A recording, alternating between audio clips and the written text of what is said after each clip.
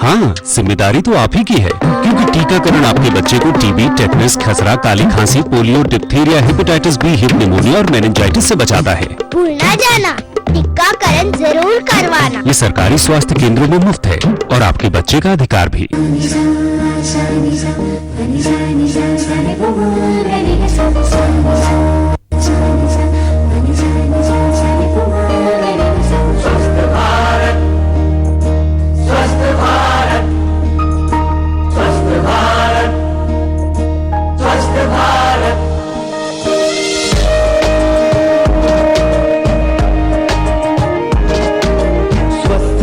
जन जन अपना स्वस्थ हो, जन जन अपना तन मन रहे निरोगी सबका, स्वस्थ भारत का ये सपना।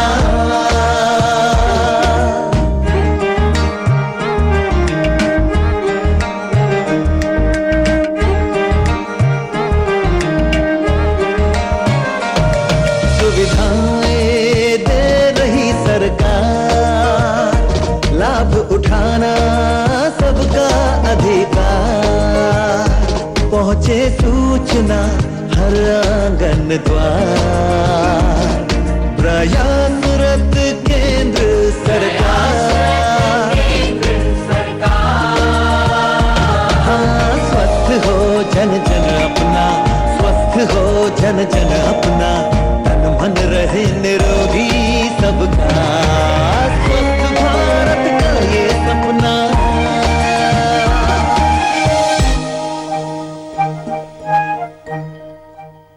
नमस्कार, स्वस्थ भारत में आप सभी दर्शकों का हार्दिक स्वागत है। स्वस्थ भारत आप सभी दर्शकों को स्वस्थ व जागरूक रखने के उद्देश्य से स्वास्थ्य मंत्रालय, केंद्र सरकार और दूरदर्शन का संयुक्त प्रयास है। दर्शकों, आज के कार्यक्रम में हम दंत स्वास्थ्य शिक्षा के विषय पर बात करेंगे। हम में से अधिकांश लोग दांतों की साफ सफाई पर ध्यान नहीं देते, नतीजन दांतों से जुड़ी तमाम समस्या हमें हो सकती है, जैसे दांतों का समय से पहले सड़ना या समय से पहले गिरना। तो दर्शकों, आज के कार्यक्रम में हम जानेंगे कि किस प्रकार और कैसे हम अपने दांतों की साफ सफाई करके दांतों की समस्या से बच सकते हैं। और इसी विषय पर जानकारी देने के लिए आज हमारे साथ है डॉक्टर सौरभ शर्मा, दंत रोग विशेषज्ञ। नमस्कार डॉक्टर साहब, स्वस्थ भारत कार्यक्रम में आपका हार्दिक स्वागत है। दर्शकों, सर से तो हम बात करेंगे, लेकिन उससे पहले आइए सुनते हैं बात पते की।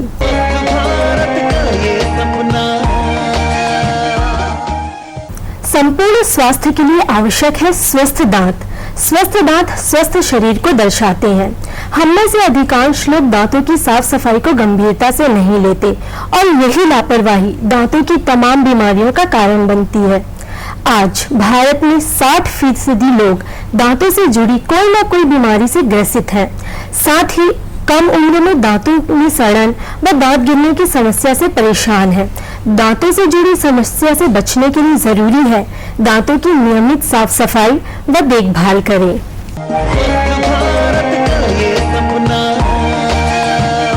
तो दर्शकों, ये था बात पते की। आइए बातों का सिलसिला हम शुरू करते हैं और सबसे पहले हम सर से ये जानना चाहेंगे कि दांतों की सफाई क्यों जरूरी है। देखिए दीपिका जी, दांतों की सफाई इसलिए जरूरी है क्योंकि जब भी आप किसी भी खाद्य पदार्थ का सेवन करते हैं तो आपके खाद्य पदार्थ की एक परत दांतों की सतह पर जमा हो जाती है और वो निरंतर जमा होती ही रहती है। अगर आप उसकी सफाई नहीं करेंगे तो वो धीरे धीरे जमा होकर कड़क हो जाएगी। उसके बाद डिफरेंट टाइप ऑफ रोग हो सकते हैं, जैसे कि दांतों की सड़न, फिर उसके बाद मसूड़ों का ढीला पड़ना, मुंह से बदबू आना, मसूड़ों से खून निकलना एवं दांतों में कमजोरी महसूस करना। तो इतने सारे रोग हो सकते हैं। इन सब रोगों से बचने के लिए दांतों की सफाई जरूरी है। जी बिल्कुल, दांतों की साफ सफाई बहुत जरूरी है और इसलिए हमें नियमित दांतों की साफ सफाई करना चाहिए। सर, इसके अलावा हम आपसे जानना चाहेंगे कि दांतों को कितने मिनट तक साफ करना चाहिए। जी, दांतों को कितने मिनट तक साफ करना चाहिए, इससे ज्यादा जरूरी है कि दांतों को किस तरीके से साफ करना चाहिए। दांतों को नॉर्मली करीब 3 से 4 मिनट तक साफ करना चाहिए। जैसे कि आप देखेंगे, ये जो मॉडल है इसमें दिख रहा है कि दांतों को साफ करते समय आपको सारे जो दांत के जितनी भी सतह है उनको नियमित रूप से आपको चारों तरफ से साफ करना चाहिए। इनके चबाने वाले सरफेस को भी और इनके अंदर अंदरूनी वाले भाग को भी। तो आप इस तरीके को अगर प्रॉपरली फॉलो करते हैं तो फिर टाइम मैटर नहीं करता है, आप 3 से 4 मिनट तक इसको अच्छे से साफ कर सकते हैं। सर, यहाँ पर हम आपसे ये भी जानना चाहेंगे कि सही टूथब्रश का चुनाव करते समय हमें किन किन बातों को ध्यान में रखना चाहिए? जी, बहुत अच्छा प्रश्न पूछा। जैसे कि आप देख रही हैं टूथब्रश है, तो सबसे पहले हमें ये ध्यान रखना चाहिए कि हम टूथब्रश किसके लिए ले रहे हैं। बिल्कुल।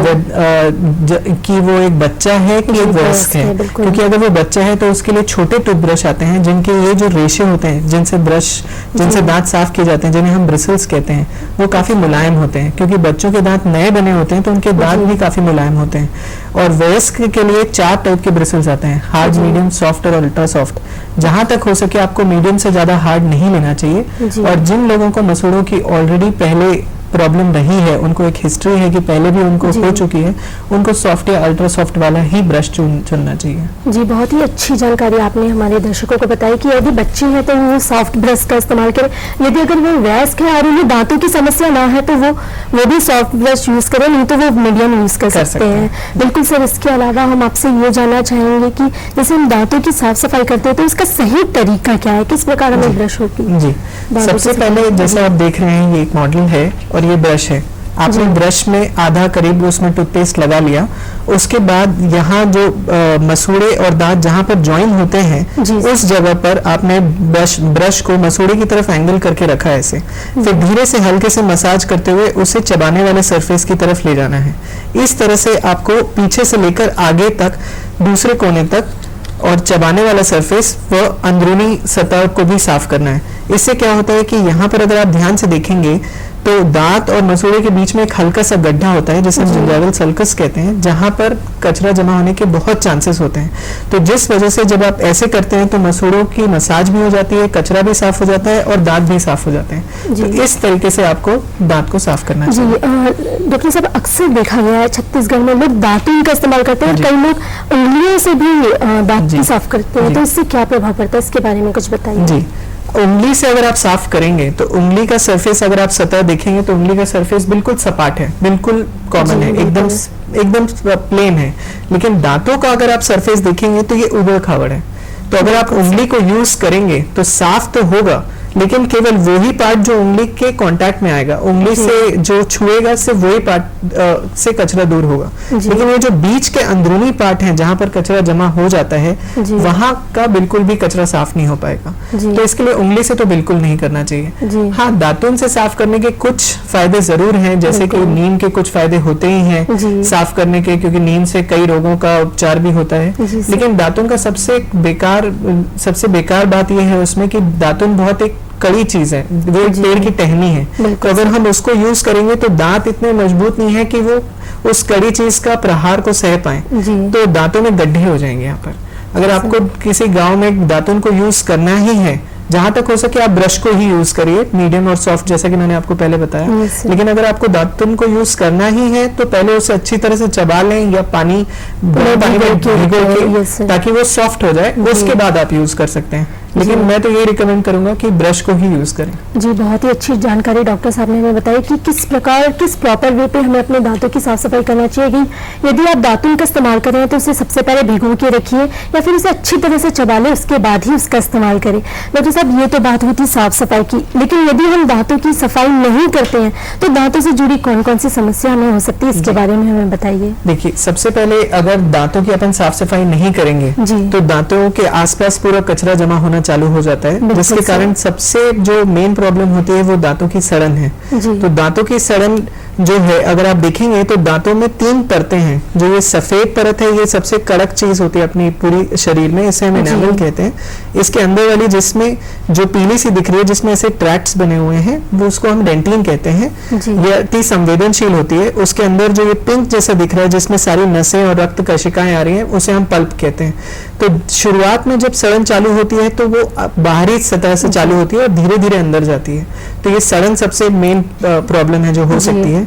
उसके अलावा आप देखेंगे कि ये जो दांत है, इसको दोनों तरफ से हड्डी में भी और मसूड़े में भी पकड़ा हुआ है, तो ये मसूड़ा भी गल सकता है, जिसके कारण पेरिडोंटाइटिस या पायरिया जैसी बीमारियां हो सकती हैं। दांतों का हिलना, कमजोरी महसूस करना, कुछ भी कड़क चबाने में, मुंह से बदबू आना, मुंह से खून निकलना, ये सारी चीजें हो सकती हैं। यदि हम दांतों की साफ सफाई ठीक से नहीं कर सकते तो दांतों से जुड़ी बहुत सारी तमाम जो आपने हमें बताई कि बीमारियां हमें हो सकती है। सर अभी आपने हमें बताया कि पायरिया जैसे रोग हो सकते हैं, तो पायरिया क्या होता है, इसके बारे में बताइए। पायरिया एक एडवांस स्टेज है इस बीमारी का, जिसमें मसूड़ों की बीमारी होती है। जब हम निरंतर रूप से साफ सफाई पे बिल्कुल ध्यान नहीं देते और दांतों के आसपास कचरा जमा होते ही जाता है और हम बिल्कुल सफाई पे ध्यान नहीं देते हैं, तो धीरे धीरे क्या होता है कि दांतों पर कचरे की इतनी मोटी परत जम जाती है कि आसपास के मसूड़े और हड्डी दांत का साथ छोड़ने लगते हैं और वो गलने लगते हैं। तो दांत यहाँ पर हिलने लगता है बिकॉज उसको सिर्फ उस गंदगी ने पकड़ा रहता है। तो ऐसी स्टेज में बोला जाता है कि आपको पायरिया हो गया है, आपके सारे दांत कमजोर हो गए हैं, और उस स्टेज में अगर जल्द ही इलाज नहीं किया गया तो ऐसी स्थिति भी आ सकती है कि सारे दांत निकालने पड़े। जी डॉक्टर साहब, बहुत ही अच्छी जानकारी दी। अगर हम बात करें बच्चों की, तो बच्चों में दांतों से संबंधित कौन कौन से रोग हो सकते हैं और उससे किस प्रकार हम बच सकते हैं? बच्चों में सबसे मेनली तो दांतों की सड़न हो जाती है, क्योंकि बच्चे चॉकलेट्स वगैरह खाने के काफी फॉन्ड होते हैं, तो इस वजह से चारों तरफ जो है चिपचिपे पदार्थ जो है दांतों पर चिपके रह जाते हैं, जिन्हें निकालना बहुत मुश्किल है, और उससे दांतों की सड़न पैदा हो जाती है। और दांतों की सड़न पैदा होने से दांत कई बार उनमें दो सेट आते हैं, एक दूध के दांत होते हैं, एक पक्के दांत होते हैं। तो दूध के दांत जल्दी गिर सकते हैं, जिसकी वजह से जो पक्के दांत आएंगे वो टेढ़े मेढ़े आते हैं, और इन टेढ़े मेढ़े दांतों का बाद में ऑर्थोडोंटिक ट्रीटमेंट किया जाता है, ब्रैकेट्स लगा के किया जाता है। तो टेढ़े मेढ़े दांत आना और दांतों की सड़न, ये मेन दिक्कतें हो सकती हैं। डॉक्टर साहब, तो इससे हम बच कैसे सकते हैं? क्या बच्चों जो चॉकलेट के इतने शौकीन होते हैं, क्या उन्हें हम चॉकलेट खाने से मना कर दें, या कुछ और भी उपाय करके हम बच्चों को रोक सकते हैं? जी, चॉकलेट खाने से मना मत करिए, बस ये आप बोल सकते हैं कि जब भी वो चॉकलेट खाएं या किसी भी चिपचिपी चीज का सेवन करें, उसके बाद वो ये इंश्योर करें या तो वो ब्रश कर लें या वो अच्छे से कुल्ला करें, ताकि उनके दांत पर कोई भी उस चिपचिपी पदार्थ या खाद्य पदार्थ की कोई भी परत ना रहे।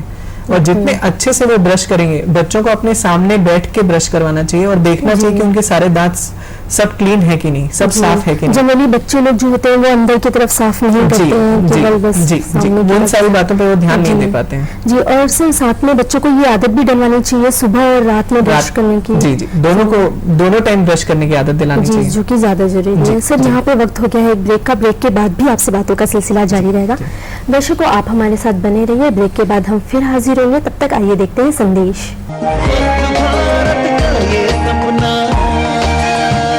ये तो अजीब बात है। क्या हुआ? श्यामा के ससुर को अस्पताल ले गए हैं।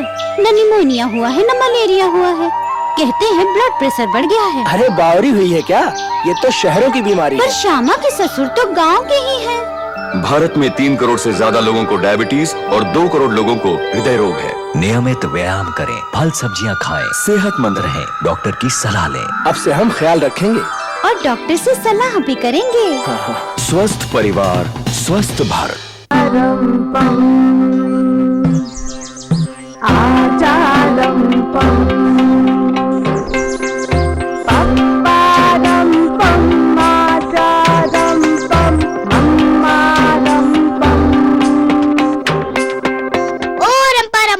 मुझसे इतना प्यार तो मेरे टीकाकरण का क्यों नहीं ध्यान? हाँ, जिम्मेदारी तो आप ही की है, क्योंकि टीकाकरण आपके बच्चे को टीबी, टेटनस, खसरा, काली खांसी, polio, diphtheria, hepatitis B, Hib pneumonia और मेनिंजाइटिस से बचाता है। भूल ना जाना, टीकाकरण जरूर करवाना। ये सरकारी स्वास्थ्य केंद्रों में मुफ्त है और आपके बच्चे का अधिकार भी। स्वागत है आप सभी का एक बार फिर स्वस्थ भारत कार्यक्रम में, और आज हम बात कर रहे हैं दंत स्वास्थ्य शिक्षा पर, और आज हमारे साथ है डॉक्टर सौरभ शर्मा।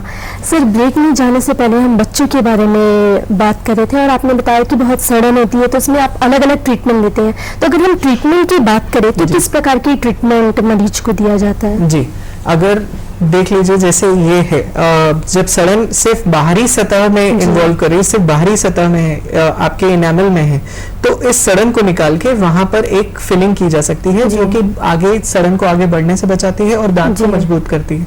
इवन अगर वो सड़न थोड़ी सी अंदर ये डेंटिन वाली लेयर में पहुंच गई है, जैसा कि मैंने आपको बताया, तो भी इस सड़न को निकालकर उसमें फिलिंग की जा सकती है, जो दांत के कलर की होती है और दांत को मजबूत बनाती है। डॉक्टर साहब, ये जो अपनी ट्रीटमेंट करता है ना, क्या यही है आरसीटी जो हम बोलते करती हैं? जी नहीं, रूट कैनाल ट्रीटमेंट वो ट्रीटमेंट है जब ये सड़न बहुत ही अंदर पहुंच जाती है और ये रक्त कशिकाओं वाला जो चेंबर है, जिसे हम पल्प कहते हैं, पिंक जैसा जो दिख रहा है, वहां तक सड़न पहुंच जाती है। इसमें हम लोग क्या करते हैं कि जो सड़न है उस सड़न को सबसे पहले निकाल देते हैं और उस सड़न को निकालने के बाद अंदर जो रक्त कशिकाओं वाला जो पार्ट है पल्प वाला, क्योंकि सड़न का पूरा भाग वहां तक फैल गया रहता है, तो उसको भी पूरी तरह साफ कर देते हैं। और इसके लिए हमारे पास छोटे पिन जैसे, नीडल जैसे इंस्ट्रूमेंट्स आते हैं जिसे हम फाइल्स कहते हैं, उनके थ्रू हम इसको पूरी तरह साफ कर देते हैं। पूरी तरह साफ होने के बाद अंदर का इन्फेक्शन पूरी तरह बाहर आके खत्म हो जाता है और फिर उसके बाद जब ये पूरी तरह साफ हो जाता है तो इसको हम भर देते हैं। लेकिन चूंकि इसके भरने के बाद, क्योंकि हमने रक्त कशिकाओं वाला पार्ट पूरी तरह निकाल दिया है, तो दांत को खाना या न्यूट्रिशन नहीं मिलता है, तो दांत कमजोर हो जाता है। जब आरसीटी या रूट कैनाल हो गया है तो उसके बाद दांतों को मजबूत बनाने के लिए, ताकि उनको काम में लाया जा सके, उनके ऊपर एक कैप या क्राउन चढ़ाना जरूरी है। जी सर। और ये कंप्लीट करता है पूरा रूट कैनाल। डॉक्टर साहब, मरीज को दांत निकालने की सलाह डॉक्टर कब देते हैं? मरीज को दांत निकालने की सलाह डॉक्टर तब देते हैं जब ये जो सड़न है, ये सड़न जो है ये पूरे पल्प को इन्वॉल्व कर चुकी रहती है और दांत को बचाने का कोई तरीका नहीं रहता। दांत को बचाने का लास्ट तरीका ही रूट कैनाल ट्रीटमेंट है। और रूट कैनाल ट्रीटमेंट भी तभी किया जाता है जब वो पल्प को इन्वॉल्व कर रहा हो, ये अंदर तक पहुंच गया हो और दांत के ऊपर बाद में कैप चढ़ाई जा सके ताकि दांत बच सके। लेकिन अगर दांत का जो रूप है वो पूरी तरह नष्ट हो चुका है तो फिर दांत को निकालना ही पड़ेगा। बिल्कुल सर। सर, इसके अलावा जो लोग होते हैं काफी ज्यादातर पीलेपन, दांतों में पीलेपन की समस्या लेकर आते हैं, तो ये किन वजह से होता है और इससे किस प्रकार बच सकते हैं? जी, जैसे कि मैंने आपको बताया कि दांतों की अगर आप सफाई नहीं करेंगे तो जो भी आप खाना पीना जो भी करेंगे, जैसे किसी भी खाद्य पदार्थ का सेवन करेंगे, उसकी एक परत जमा होती जाएगी और वो जो परत है जब शुरू में सॉफ्ट रहती है तो उसे हम प्लाक कहते हैं और वो ही पीलापन कराती है दांतों का। और जब वो धीरे धीरे कड़क हो जाती है तो उसे हम कैलकुलस कहते हैं, जिससे मुंह से बदबू आना और मसूड़ों से खून निकलना वाली प्रॉब्लम्स चालू होती हैं। तो उस पीलापन को दूर करने के लिए आपको दो चीजें करनी है। एक तो आपको नियमित रूप से ब्रश करना है, दूसरा कुछ भी खाना पीना आपने खाया, खासकर चिपचिपे पदार्थ, उसके बाद आपको कुल्ला करना है और नियमित रूप से किसी नजदीकी दंत रोग विशेषज्ञ से आप चेकअप कराते रहिए। जी डॉक्टर साहब, अभी आपने बात की कि दंत रोग विशेषज्ञ से चेकअप, तो डॉक्टर साहब कितने महीने के अंतराल में हमें डेंटिस्ट से जाकर मिलना चाहिए? हर 6 महीने में एटलीस्ट आपको एक दंत रोग विशेषज्ञ से अपने सारे दांतों का चेकअप करा लेना चाहिए। क्योंकि कई बार ऐसा होता है कि मरीज केवल इस बात पे अपने दांतों को असेस करता है कि उससे दर्द हो रहा है कि नहीं, लेकिन दर्द ही केवल एक चिन्ह नहीं है जिससे आपके दांतों की स्वास्थ्य के बारे में पता चले। कई बार अंदरूनी बीमारियां चलती रहती हैं जिसके बारे में मरीज को पता ही नहीं चलता। तो वो 6 महीने में अगर चेकअप कराता रहेगा तो उसके सारे दांत एकदम स्वस्थ और समृद्ध रहेंगे और उससे कोई बीमारियां नहीं होंगी। जी, यहाँ पर मैं अपने दर्शकों को बताना चाहूंगी कि जैसे कि डॉक्टर साहब ने हमें बताया कि दांतों में पीलापन और दांतों में मतलब कि मुंह से बदबू आना भी, अगर हम अपने मुंह को साफ सफाई नहीं करते, वो इसका एक कारण है। इसलिए आप अपने दांतों की नियमित साफ सफाई करिए और हर 6 महीने में आप दंत रोग विशेषज्ञ से मिलते रहिए। इसके अलावा सर, आपने बात की थी इससे पूर्ण संवेदनशील की, तो हम जानना चाहते हैं कि दांत संवेदनशील क्यों हो जाते हैं? जी, जैसे कि मैंने आपको बताया, दांत की 3 परतें हैं, इनामल, डेंटिन और पल्प। तो जो बाहरी जो कठोर स्ट्रक्चर है वो बहुत कड़क है, वो अपने शरीर का सबसे कड़क पार्ट है। लेकिन जब ये दांत घिस के सड़न या फिर किसी और कारण से दांत डेंटिन के लेवल तक आ जाते हैं, उस सतह तक आ जाते हैं, तो ये जो सतह है ये काफी सेंसिटिव है। जैसे कि अपनी त्वचा, अगर त्वचा थोड़ी सी छिल जाए तो अंदर की सतह जो रहती है वो काफी संवेदनशील रहती है। तो सेम इसी तरह का है कि अंदर वाली सतह जब बाहर आ जाती है या फिर मसूड़े साथ छोड़ने लगते हैं और हड्डी गलने लगती है, तो अंदर वाली सतह जो बाहर आ जाती है वो काफी संवेदनशील होती है, जिसकी वजह से दांतों में एक तेज झंझनाहट महसूस होती है, जिसे हम सेंसिटिविटी कहते हैं। सर, तो इससे हम किस प्रकार बच सकते हैं? इससे बचने के लिए आपको यही चीज करनी है कि सबसे पहले आपको दांतों की नियमित रूप से सफाई करनी है और आपको 2 दिन में 2 बार ब्रश करना है, कुछ भी खाना पीने के बाद आपको कुल्ला करना है और हर निरंतर आपको नियमित रूप से दंत रोग विशेषज्ञ से चेकअप कराते रहना है। जी, ये हम कर सकते हैं। डॉक्टर साहब, इसके अलावा अगर हम बात करें तो जो लोग तंबाकू खाते हैं या गुटखे से बना पदार्थ खाते हैं, क्या उससे भी दांतों को किसी प्रकार की हानि हो सकती है? जी बिल्कुल, बहुत अच्छा सवाल पूछा। गुटखा या तंबाकू खाने से क्या होता है कि सबसे पहले मैंने देखा है कि जहां तक जितने लोग गुटखा और तंबाकू का सेवन करते हैं, उनकी आदत रहती है कि वो किसी एक पर्टिकुलर एरिया में उसको दबा के उसके रस का आनंद लेते हैं। तो उस एरिया में क्या होता है कि दांतों में सारे दांतों में कालिख फैलती जाती है, जिससे मुंह से बदबू आना, मसूड़े कमजोर पड़ना, मुंह से खून निकलना, ये सब तकलीफें तो होती ही हैं। एवं अगर इसका निरंतर उपयोग होता रहे और मरीज अपनी आदत को ना छोड़े, तो उस रीजन के, उस एरिया के जो मसूड़े और स्किन है वो उनमें कालिख पड़ जाती है, वो जल जैसे जाते हैं और उसमें कैंसर तक होने की संभावना रहती है। जी डॉक्टर साहब, तो ऐसे में क्या करना चाहिए? गुटखा या तंबाकू से बनी हुई पदार्थों का सेवन नहीं करना चाहिए? बिल्कुल, उस आदत का आपको बहिष्कार करना पड़ेगा सबसे पहले। और 2 टाइम जो है वो भी ब्रश करना पड़ेगा। उसका फिर डिटेल ट्रीटमेंट होता है, उसमें सारे मसूड़ों की और दांतों की सफाई होती है, मसूड़े और जितने भी बचे हुए दांत हैं उनको बचाने की कोशिश होती है। लेकिन सबसे जरूरी है कि उस आदत का बहिष्कार किया जाए, क्योंकि उस आदत से मुंह कम भी खुलता है तो बाद में ट्रीटमेंट करवाने में भी दिक्कत हो सकती है। जी डॉक्टर साहब, ऐसे लोगों में भ्रांतियां हैं कि दांत का अगर हम ट्रीटमेंट कराते हैं, यदि दांत निकलवाते हैं तो इससे आंखों में कुप्रभाव पड़ता है, आंखों में असर पड़ता है। तो आपके अनुसार ये क्या ये सही है? आप क्या मानते हैं? यहाँ पे मैं दर्शकों को बताना चाहूंगा कि दांतों के इलाज का आंखों पर कोई असर नहीं पड़ता है। दांतों का इलाज और आंखों का सिस्टम पूरी तरह अलग है, दोनों में कोई रिश्ता नहीं है। तो दांतों के इलाज का आंखों पर कोई असर नहीं पड़ता, ये बिल्कुल मन में ना रखें। जी, मतलब कि जो है वो दांत और उनका कोई रिलेशन नहीं है, और ऐसी भ्रांति ना पाल के रखें और अपने दांतों का सही समय पर इलाज कराएं। डॉक्टर साहब, विज्ञापन में देखा जा रहा है कि जो आजकल ब्रश के ऐड आ रहे हैं, ब्रश के पीछे की सतह का यूज जीभ साफ करने के लिए बताया जा रहा है, तो ये मेथड बेहतर है या पहले वाला जो जीभी वाला मेथड है वो ज्यादा बेहतर है? इसके बारे में बताइए। जी देखिए, दोनों ही मेथड्स के अपने अपने फायदे और नुकसान है। जो पुराना जीभी वाला था, अगर आप ध्यान से देखेंगे तो वो एक मेटल का इंस्ट्रूमेंट होता है जिसको आप दोनों हाथों से पकड़ते हैं। तो क्योंकि आप दोनों हाथों से पकड़ते हैं तो उसमें आपका कंट्रोल अच्छा आता है और आप जीभ को ऐसे साफ करते हैं। बिल्कुल तो उसमें थोड़ा सा कंट्रोल आपका अच्छा आता है। आप जीभ के पूरी सतह से जितनी भी गंदगी रहती है वो एक बार में साफ हो जाती है। लेकिन यहाँ पर आपको ये भी ध्यान देना है कि लोग उससे जीभ को तो साफ कर लेते हैं, लेकिन जीभी जो इंस्ट्रूमेंट जिसको बोलते हैं उसको मेंटेन नहीं कर पाते हैं। उसकी निरंतर साफ सफाई होना जरूरी है। आपको इंश्योर करना है कि उसमें कभी जंग तो नहीं लग रही है, उसका सरफेस कहीं शार्प तो नहीं है, क्योंकि अगर आप करेंगे या बच्चे खासकर यूज करेंगे तो उनकी जीभ के छिलने के चांसेस रहते हैं। तो अभी जो नए ऐड आ रहे हैं जिसमें ब्रश के पीछे का सरफेस यूज किया जा सकता है, वो भी बहुत अच्छा है कि उसमें ब्रश का सरफेस को यूज कर सकते हैं। उसमें बस यही नुकसान है कि वो केवल एक छोटा सा सरफेस रहता है, उसमें आप केवल एक ही हाथ यूज करते हैं तो उतना कंट्रोल नहीं आता है और केवल एक बार में एक छोटा सा रीजन क्लियर हो पाता है। तो आपको दोनों में से जो सूटेबल रखे वो करिए, लेकिन दोनों का मेंटेनेंस जरूरी है। जी, बहुत अच्छी जानकारी आपने हमें बताई। डॉक्टर साहब, आप आए यहाँ पर अपना कीमती वक्त निकाल के और तमाम जो हमें महत्वपूर्ण जानकारी दी, इसके लिए आपका बहुत बहुत धन्यवाद। दर्शकों, अब वक्त हो चला है चलते चलते सुनने का, तो आइए सुनते हैं चलते चलते। दांतों की सफाई मौखिक स्वच्छता का हिस्सा है, साथ ही आपके स्वास्थ्य का आईना आपकी मुस्कान होती है और यह मुस्कान आपके मजबूत व सुंदर दांतों पर निर्भर है।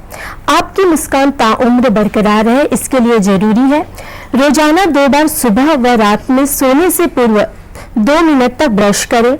हर 3 से 4 महीने पर ब्रश बदलें और 6 महीने पर डेंटिस्ट से संपर्क करें। मीठा खाने के बाद पानी जरूर पिएं। धूम्रपान, तंबाकू का सेवन ना करें। संतुलित भोजन लें।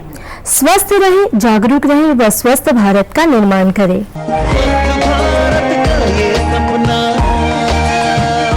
तो दर्शकों, ये था चलते चलते।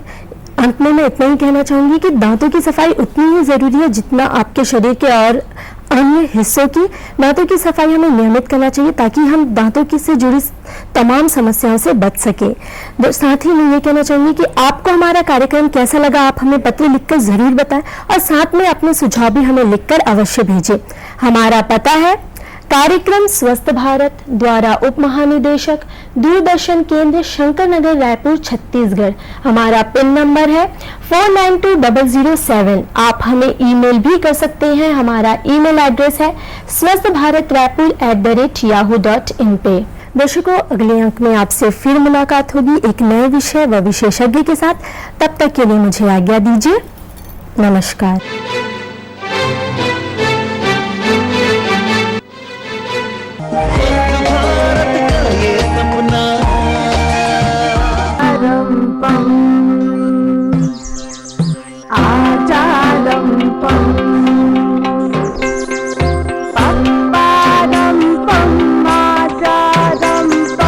Pam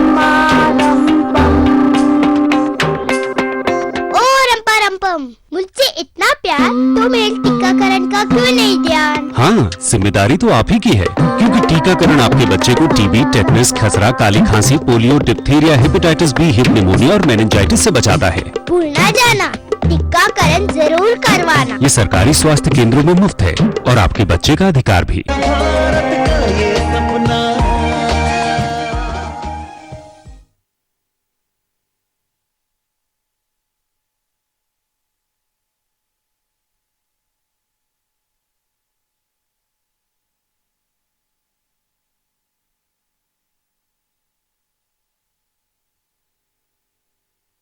भारत का ये सपना।